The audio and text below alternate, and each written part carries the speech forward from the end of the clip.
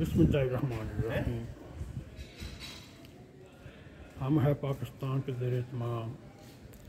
आज फ्रूehstuek का इंतज़ाम किया, उसको ब्रेकफास्ट भी कह सकते हैं और देसी नाश्ता भी कह सकते हैं। ये एक भी बैठने का बहाना चाहिए। आज हम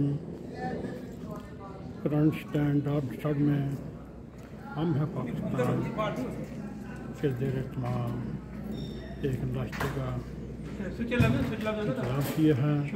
इस वक्त हम इस नाश्ता की तैयारी में नज़र दौड़ाएंगे और आपको दिखाएंगे। और इस प्रोग्राम की तैयारी के लिए दोस्त आ रहे हैं, अपना अपना काम कर रहे हैं।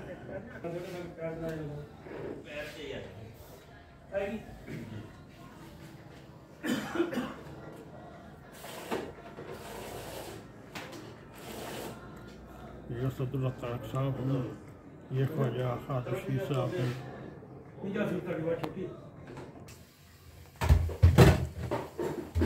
ये मोहम्मद सही साहब हैं। फंक्शन की तैयारी हो रही है। ये किचन है।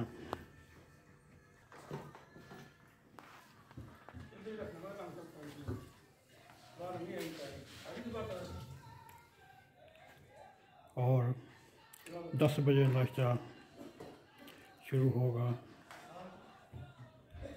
ये fruehstuek ब्रेकफास्ट देसी नाश्ता सब के लिए है। फारा